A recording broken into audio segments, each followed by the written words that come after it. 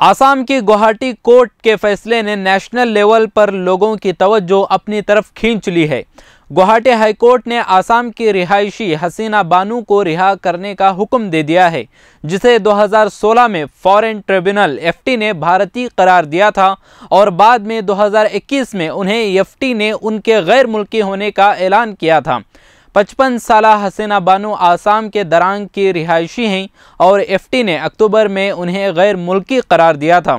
इसके बाद उनकी ज़िंदगी तेजपुर के हिरासती कैंप में गुजरी, लेकिन उन्होंने हिम्मत नहीं हारी और वो एफटी के 2016 के उस ऐलान का हवाला देते हुए कि वो गैर मुल्की या गैर कानूनी तारिकीन वतन नहीं हैं, अदालत का दरवाज़ा खटखटाया। अगस्त 2016 में आसाम के मांगलोडोई में मौजूद एफटी फर्स्ट ने ऐलान किया था कि हसीना बानू ना तो गैर मुल्की हैं और ना ही गैर कानूनी तारिकीन वतन में से हैं।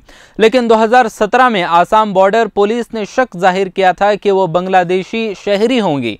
नतीजे के तौर पर इसके खिलाफ इसी एफटी में एक और मुकदमा दर्ज किया गया था। मार्च 2021 में ट्रिब्यूनल ने इस राय को मंजूर किया कि वो गैर मुल्की थीं।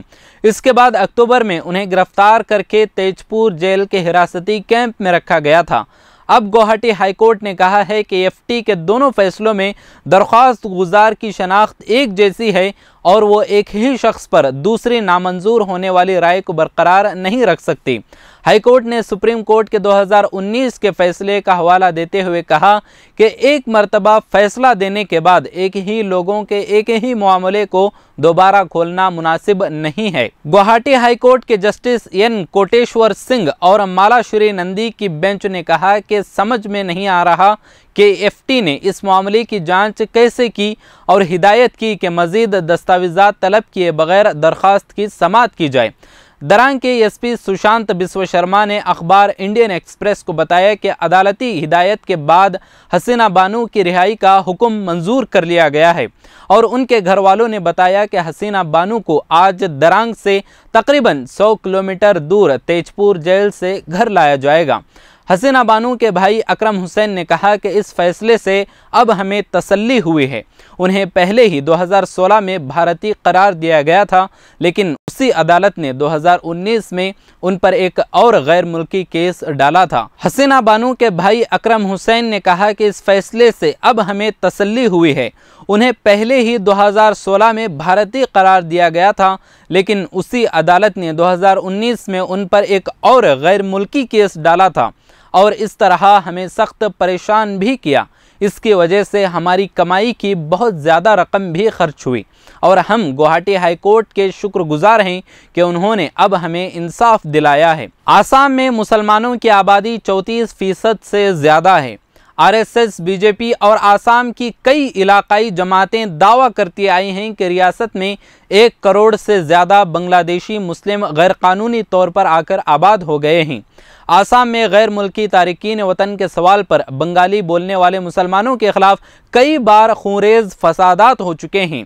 ये मामला सिर्फ हसीना बानू के फैसले पर ही ख़त्म नहीं होता। आसाम में सभी बाशिंदों के दस्तावेजात की जांच के बाद तकरीबन 19 लाख बाशिंदों को शहरियत की फहरिस्त से बाहर रखा गया। अब उन्हें अपनी शहरियत की एक फॉरेंस ट्रिब्यूनल में साबित करनी होगी। एनआरसी के फहरिस्त में ये नहीं बताया गया कि 19 लाख में कितने हिंदू हैं और कितने मुसलमान, लेकिन पार्लियामेंट और पार्लियामेंट से बाहर कई सियासी रहनुमाओं के बयान से पता चलता है कि उनमें कम से कम 11 लाख बंगाली हिंदू हैं। हिंदुओं के लिए तो हमारे वज़ीर दाखिला अमित शाह ने दरवाज़ा खुला रख दिया है, मसला मुसलमानों का है। अगर फाइनल एनआरसी में उनका नाम नहीं होगा तो आसाम की पहचान और तहजीब पर इसका गहरा असर पड़ेगा और इस तरह होने से कोई भी हिंदुस्तानी ये नहीं चाहेगा कि मुल्क में एक और दूसरा जम्मू और कश्मीर बन जाए। इसलिए हुकूमत को चाहिए कि वो रीवेरिफिकेशन करके आसाम के मसले को जल्द हल करे।